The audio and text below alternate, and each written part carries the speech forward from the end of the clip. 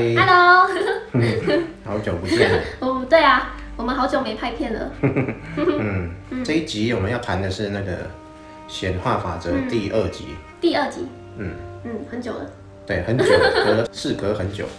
但是这中间哦，其实要拍这个显化法则第2集，有一些干扰，有，就是一直没办法好好顺利的拍成，就总是会有一些事情来阻扰，所以其实可以很早就可以拍了，但是总是有一些问题状况，然后就不让我们去顺利进行的。啊，真的吗？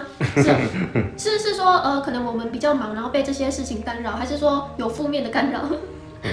这个不得而知，因为这个是从这个游戏里面能够自由的一个最大的一个问题，就是如何显化。那你只要能够掌握运用显化法则，你就可以在游戏里面如鱼得水。所以这个如假设有一些限制的力量，不希望能够大家那么自由、那么开阔的话，这些力量搞不好就会形成一种干扰。不过这个都不是问题，因为我们已经开始讲，我们已经开始讲，也看到这个影片了，代表说一切都没有问题，大家都可以听得到。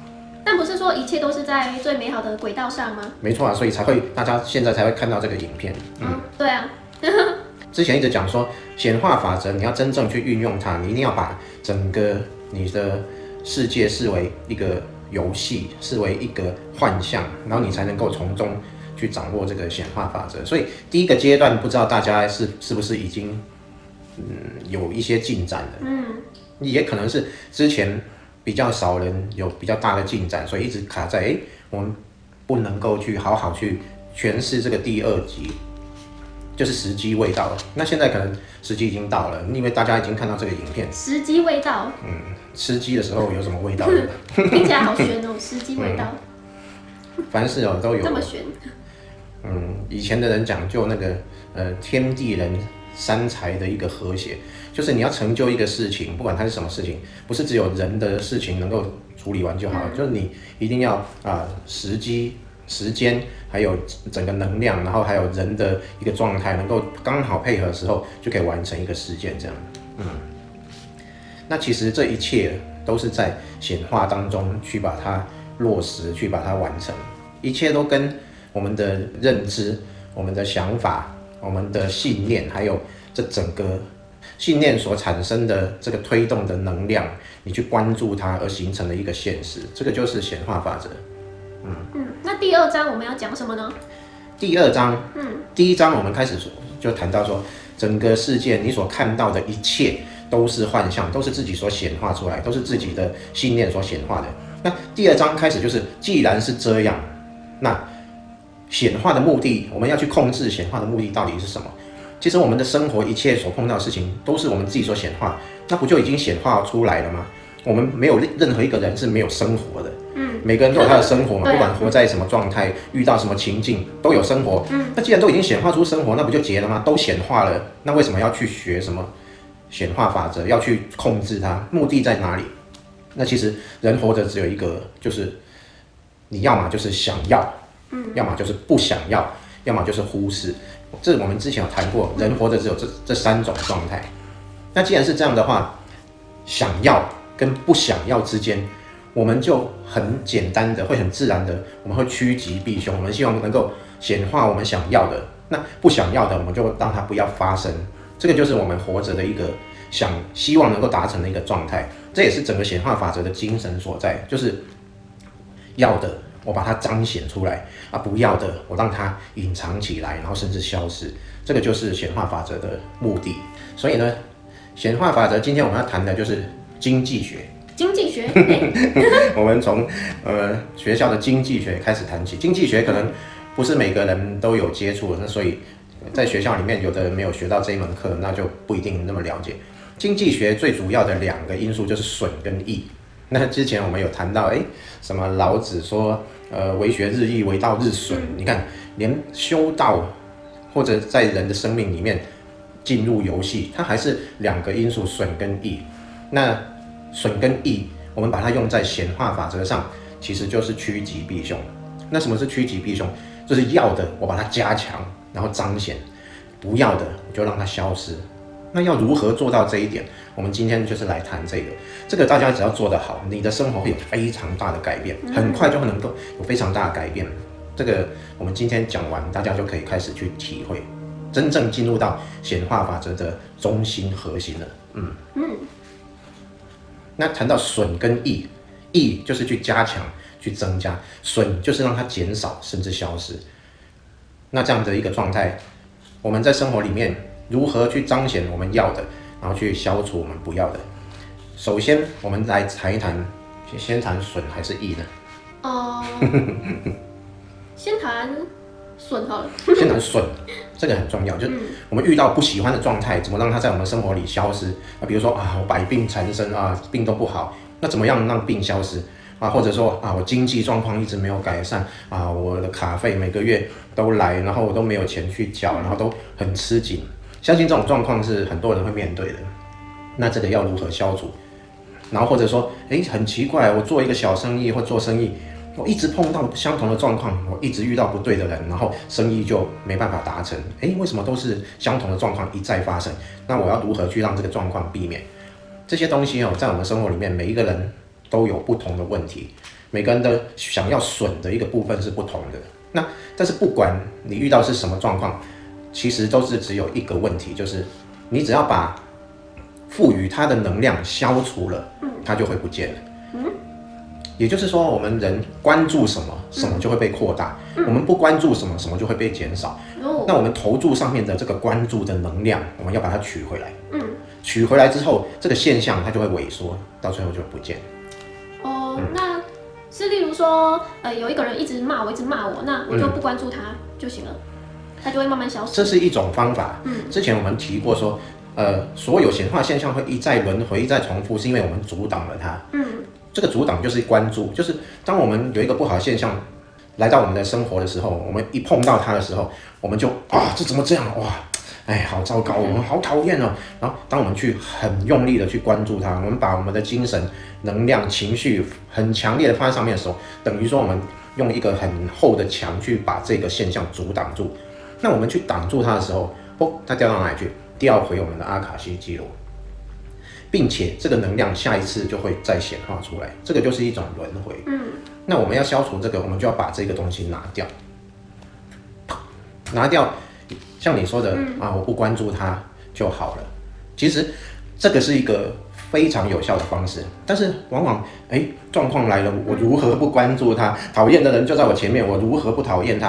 然后每个月债务来了，我压力感觉好重，我如何不感觉到压力？没办法，因为我直接就面对了那个状态，我对那个状态有了一种很强的认知，我根本就没办法摆脱它。那你说我不关注它不要关注它卡债来了不理它，反正不缴。到时候也没事，到时候银行来查封了你的房子什么的，那你到时候还是会去关注这个现象，所以不是这样子就能够解决，不是说我不理他就好了。那对于一些状况，其实可以不理他，比如说有人骂我，我就不理他，不要管他，动作笑这是一句玩笑话，不过的确是你把它看成是一个跟你无关的现象，慢慢你就可以从中解脱出来。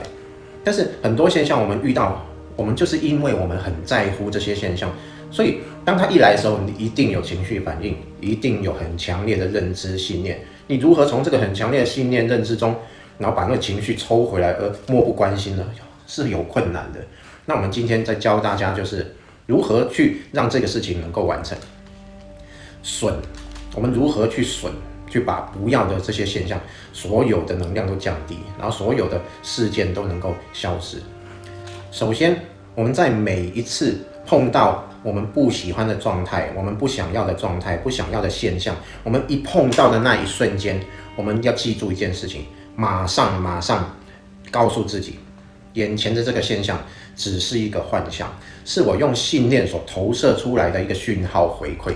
我现在接触到这个讯号了，我知道这只是一个幻象，这个非常重要，大家一定要马上记得这件事情。你一碰到你不喜欢的状态，一碰到不喜欢的现象、讨厌的现象、负面的现象，一发生的第一时间，你必须告诉自己我知道这只是一个幻象，是我用信念所投射出来的一个现象，这现象只是一个讯号，它不代表什么，只代表我关注了这样的一个信念。那所以它现在呈现给我看，只是这样而已，没有任何的意义，没有任何的坏，没有任何的不好。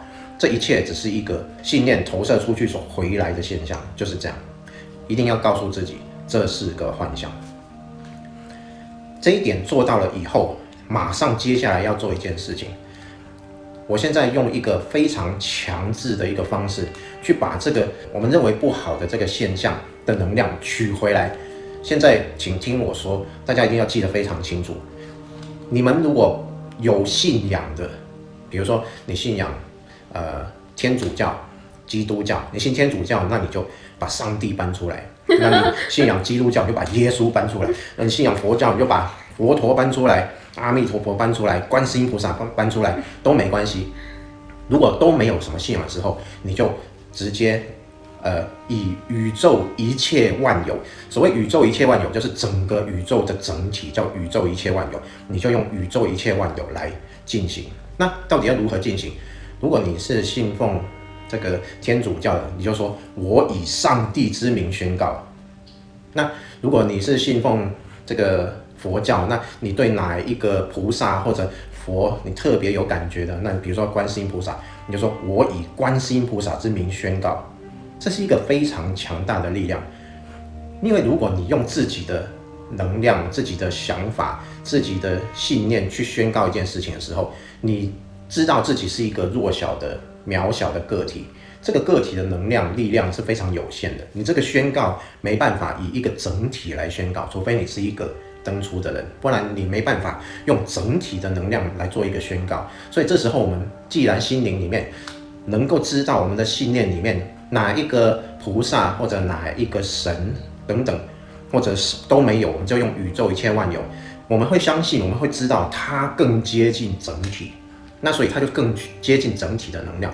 所谓整体的能量，其实没有任何东西，我们每一个人的生命，整个故事里面，整个游戏其实只是我们自己而已，外面没有别的东西。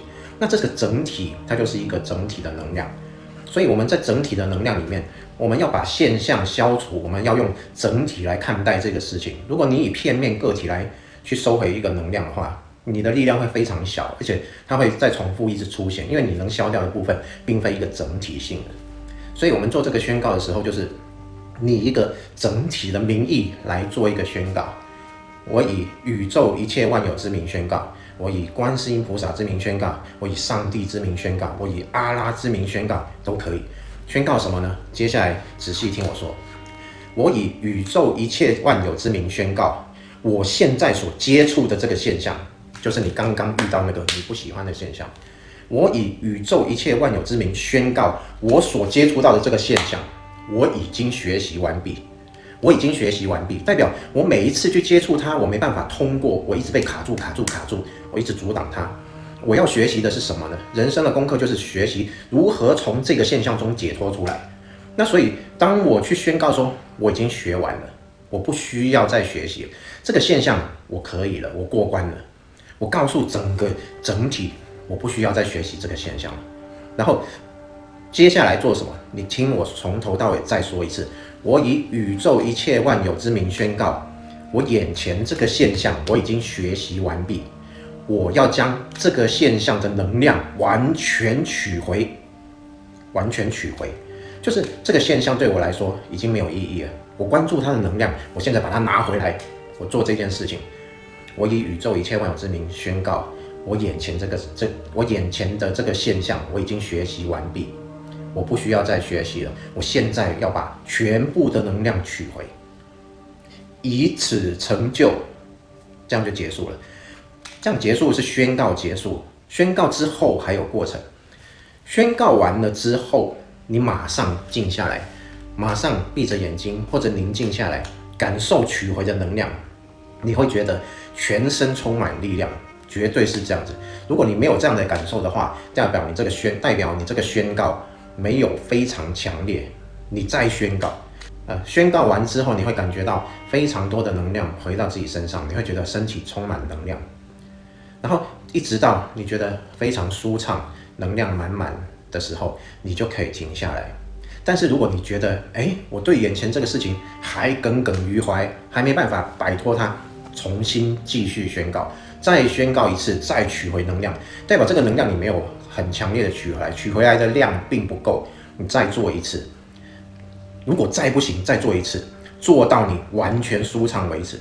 这样做一个过程，不管它发生的是多久，你做了10分钟，然后甚至你一直重复做了半个小时，甚至再重复，然后一直做了5个小时都没有关系。你一定要从这个现象里面把能量抽回来，做到你感觉充满能量，非常舒畅，太好了。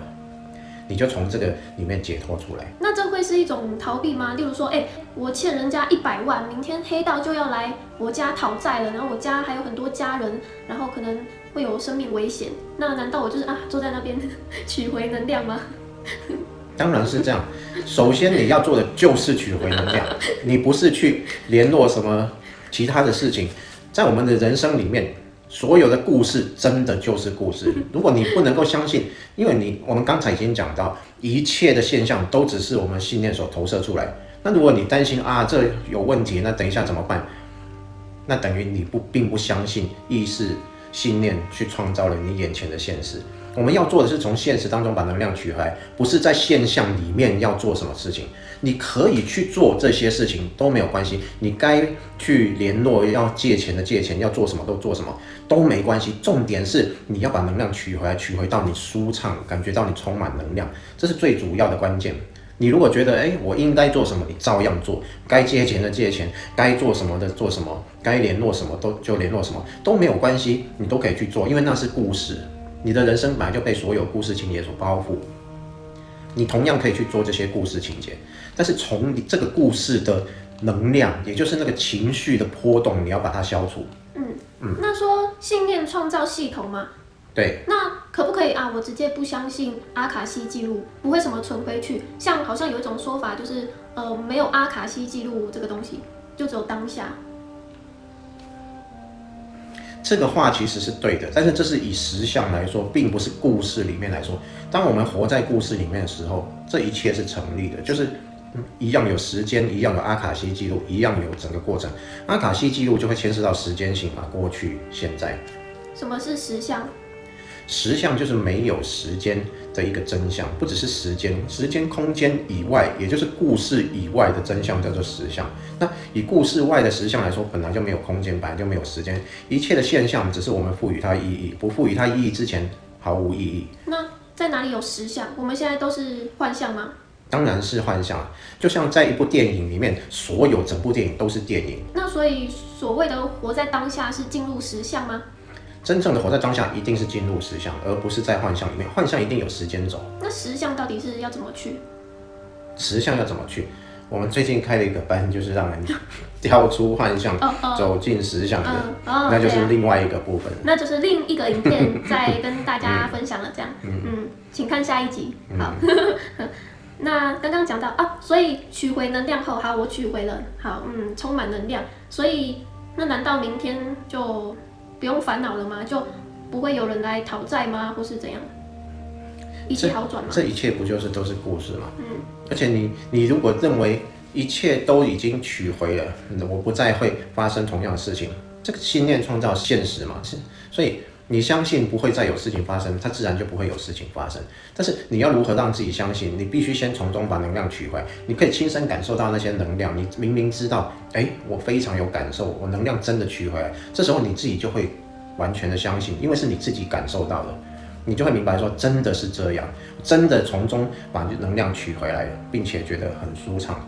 那当这样子去做的时候，你不要说什么又来了怎么办？其实真的这些事情在你生命里面会立即的减少，很快的就会完全消失。同样的事情一段时间之后，很快就会完全没有。那所以你一直不断的把这些你不要的现象取回它的能量的时候，这个整个你不要的整个一边，另外一边你不要的这些现象，它就会慢慢萎缩，然后慢慢不见。但是有一点就是，当你这样去做的时候，你不是强烈的去偏向另外一边幻象，我投入我整个人投进那个另外一边的幻象，这些我要的，然后我要的也是非常真实我丢进去。刚刚取回了这些能量之后的状态到底是什么？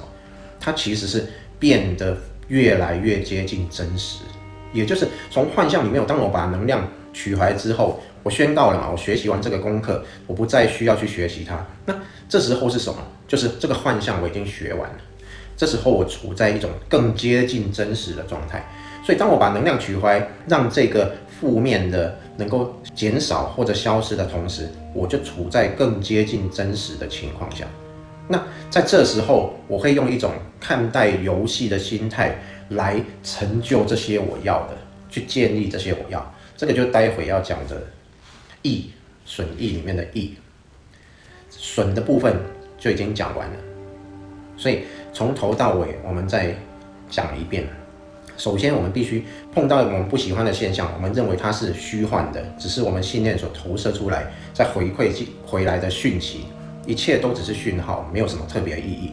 所以，当我碰到这个现象的时候，我已经学习完了，我知道它是假的了，不需要了，所以我就做一个宣告。这时候就宣告说，我以某某某，我以一个整体的名义去宣告这个功课我已经学习完毕，我不再需要了。这时候我从中把能量完全的取回，然后这时候做一个结束，以此成就。以此成就就是达成了这件事，就这样。以此成就的意思就是就这样实施，就这样执行，就没有别的。你刚刚提出了一个宣告，然后并且最后说就这样做，就这样发生。那这样子之后，你就去感受那个能量回到了你自身，回到你自身之后，你会感觉到能量源源不绝的回来，那你会感觉到很舒畅。如果你还觉得卡住的话，你再做，卡住再做，做到你觉得完全舒畅 OK 为止。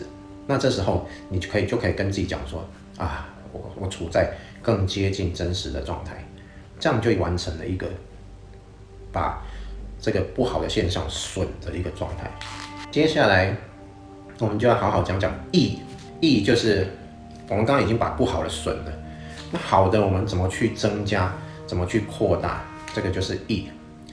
这个其实非常的单纯，我们把它取回，那这个我们就要投注。那如何去进行投注？首先我们就要去肯定它，我们认为就是这样。那如何去肯定它？我们用感谢跟祝福这两个方式。当我们碰到一个我们想要的状态，比如说吃到美食，哇，好棒，吃到好吃的，这时候我们就感觉到美好的时候，我们就去感谢。我们去感谢它的时候，我们就赋予强大的力量去扩大它。所以，当你去感谢的时候，下一次你就会有更多的回馈回来。那要如何做呢？首先，我们知道发生一个状态、一个现象的时候，有3个部分是存在的，也就是比如说我吃到美食，这3个部分就是第一个是我自己感受者，然后第二个是感受之物，感受的那个东西，然后第3个就是那个感受。第一个是自己，第二个是那个感受，然后第3个是被感受的那个东西。那所以那个东西提供你的一个感受，然后我正在感受它，有这3个，我同时要祝福这3项，就可以达成一个完整的祝福，而赋予一个现象一个整体的能量。如何做呢？就是我知道我用信念创造了这一盘美食，这是我自己创造了这么棒的一个美食我现在非常感谢我自己能够用信念创造这么棒的东西让自己感受。先感谢自己，感谢这个投射信念的人就是我自己，感谢自己能够用信念创造这么美好的东西，真是太棒了。第2个，我们就来感谢这个感受，感谢这个感受带给我这么美好的感觉，这个感受是如此的美好，如此的棒，真是太好了。这个感受非常感谢它，非常感谢这个感受让我这么舒畅，这么舒服。第3个，感谢这盘食物带给我这么美妙的感受。这样感谢完自己，感谢完那个感受，感谢完带给我感受的这盘食物，这样的一个感谢过程就完成了。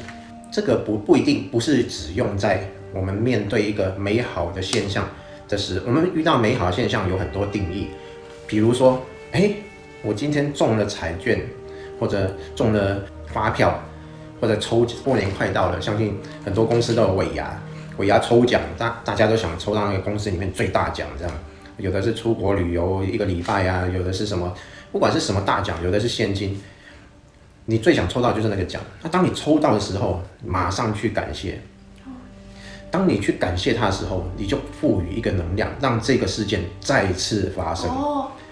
那刚刚听到好像是一个步骤1、2、3，但是大家都很常听到啊，要感谢啊，要感恩啊，要祝福啊，大家这个应该都听过很多次了吧？那真正运用在日常生活中的，其实可能有一些人可能听过，但是都很多时候都忘记了。那有没有最浓缩的方法？就是像我举例我来说好了，我就是很美好啊，然后常常很开心，然后显化超多超棒的哇，我理想的美丽的人事物这样子。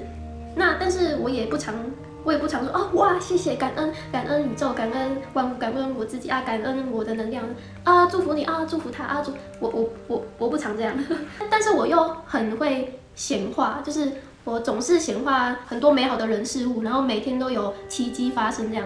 那我看到一个我显化的很棒的人事物，我可能就哇，这不就是感谢吗？感谢语言只是一种代表，你当时用什么方式去感谢？哇，好棒哦，这就是感谢，这就是感谢啊！所以意思就是说，当你遇到一个美好的事物的时候，你要把能量放在上面，你把你的关注放在上面，你的能量整个放在上面，它就会再次显化。你放开心，整个心去感受它，享受它，这就是一个莫大的感谢。所以。意思就是说，当你吃一个美食的时候，你不要想说，今天股票涨了没啊？怎么样？结果你吃那东西，你完全不知道什么味道。这个问题就在这里。我们所有人为什么会没办法去一直显化美好的事物，还要用我刚刚说的这些流程去显化？那些流程是帮助你回到那个当下去感受那个事物。你真正落实去感受那个事物，并且享受它的时候，本身就是一种感谢。对，感谢、感恩、祝福，不是嘴巴讲，不是嘴巴讲，那个纸页或是某本书说要感谢，好，感谢就能获得什么？我感谢我眼前这盘食物，我感谢我住在一个很棒的家里，我感谢我身边的人，就感谢。真的有感谢吗？是你不用一定要嘴巴讲，然后头脑想，然后你就直接融进去感受很美好，这就是一种感谢了。活在那个状态，活进去，而不是嘴巴讲。我们都很容易理解一件事，我们现在所讲的每个人都能够理解，但是为什么我会把它变成显化的步骤来实行？因为我们光知道这些道理，我们是活不进去，我们的习惯改不掉，我们习惯老是思考一些其他的事情，而忽略了当下的美好，这是我们很多人的习惯。我们走在敦化南路上面，敦化南路是一条树木非常多的一条街道。然后当阳光照在这树木的时候，从它的缝隙里面穿透出来，照在我们身上看到的时候，其实非常漂亮、非常温暖、非常美好。但是有谁经过敦化南路的时候会有这样的一个感觉？其实都不是。走在敦化南路，正想着说待会那个客户很难应付，我要该怎么去说服他呢？想的是可能是这个。那你如何去感谢？如何去真正把生命中美好的事情能够去感谢，能够扩大？因为你根本就没有关注它嘛。你在吃美食的时候一样想着别的事，你在有这么美丽的阳光树木的时候，你还是想着别的事情。所以如何去真正的去让美好事情不断增加，就是你先会去感受美好，你先学会如何去感受美好，你才能够进一步扩大这些美好。我觉得在这个影片过后，会不会很多人就去感受一下敦化南路？这样台北市长会不会颁奖给我？对啊，像墨子会让我感觉很美好、很幸福、很开心、很快乐、很喜悦、平静。那我每天在墨子身边就会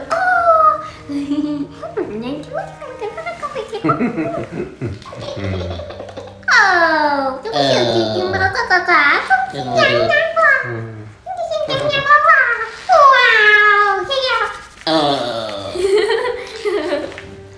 这就是我们感受幸福的一种方式。对啊，每个人都不一样。我们刚刚讲了这么多步骤，其实就是把你拉回来，去把你的精神、把你的信念、把你的能量、把你的情绪放在那个美好的事物上。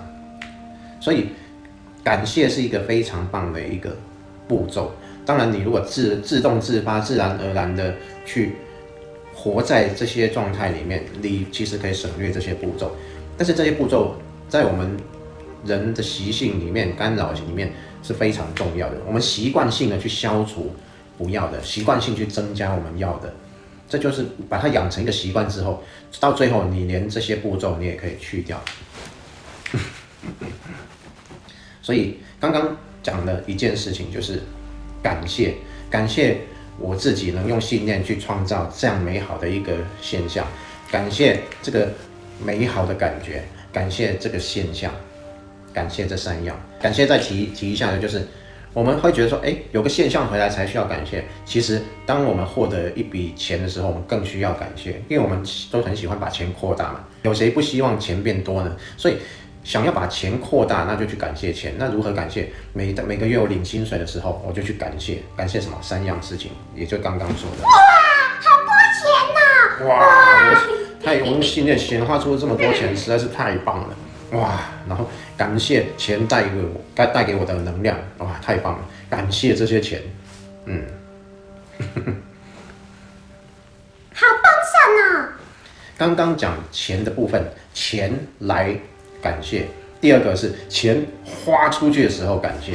哇，买，我要买这个，好买，哇，好漂亮哦！买，好买，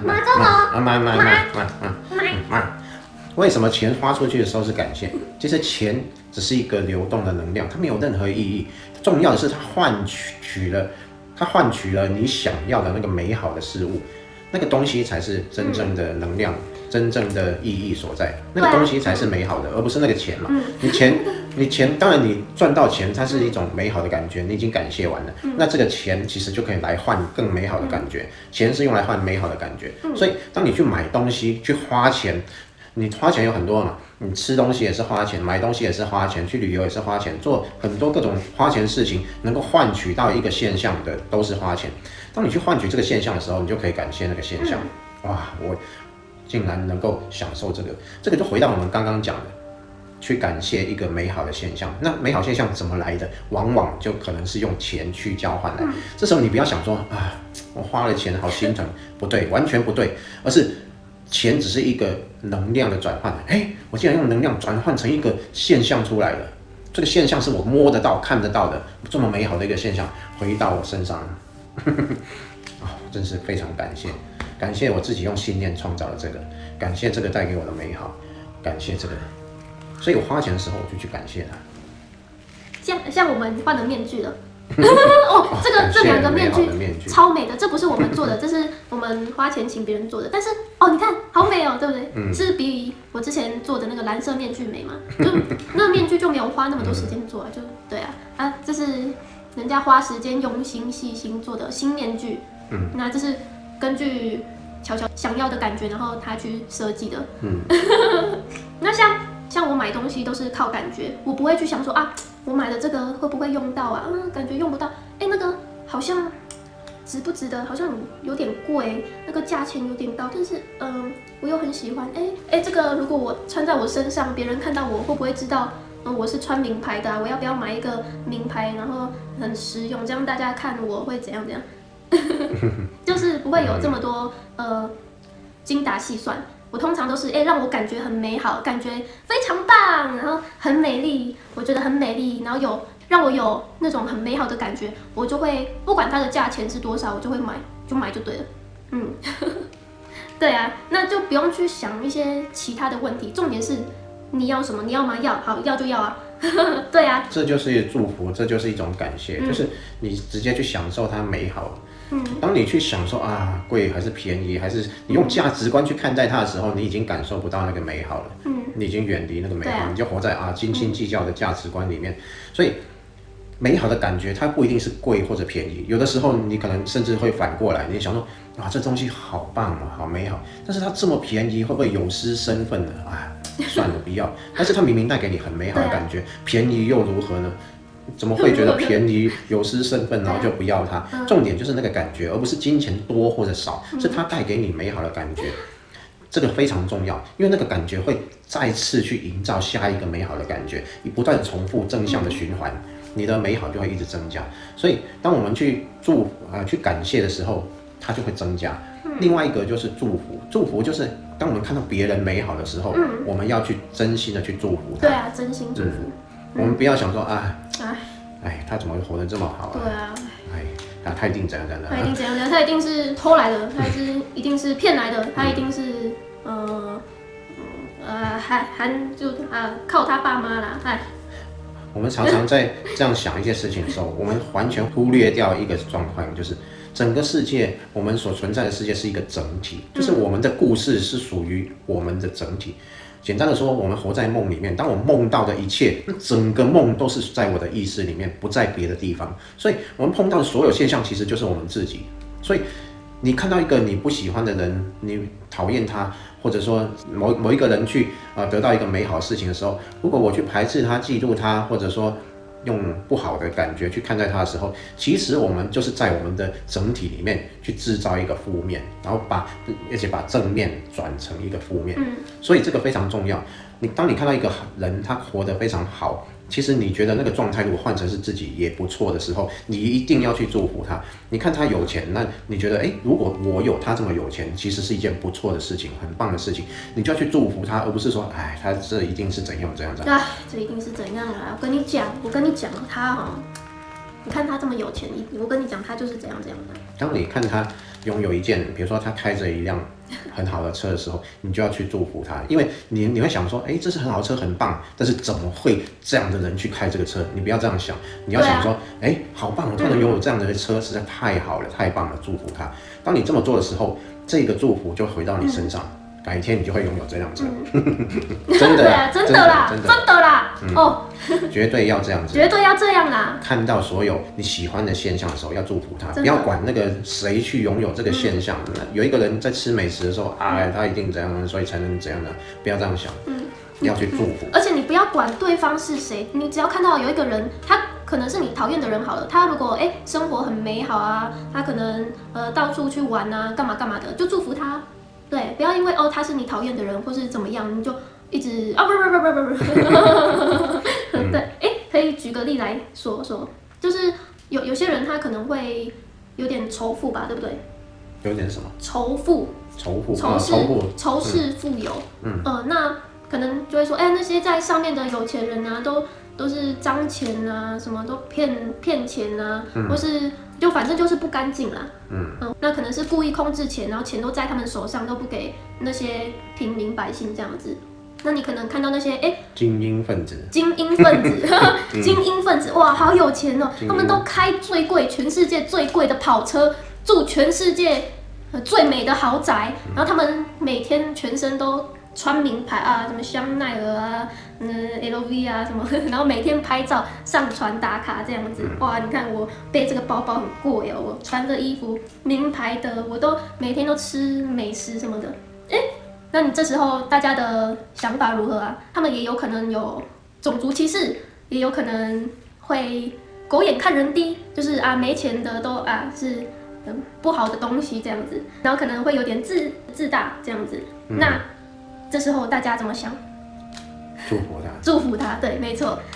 你不用管他是什么人，你看到哇，他如果去了一个你觉得很美的地方，你就祝福他，然后感谢哇，这地方好美哦。他吃了一道感觉很美味的美食，就祝福他，哇，好棒哦，感觉很好吃哇。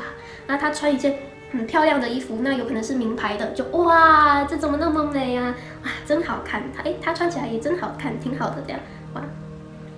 大家非常清楚的去知道一件事情，就是你要很清楚的知道他所拥有或他正在享受的那件事是你想不想要的，你一定要非常清楚这件事情。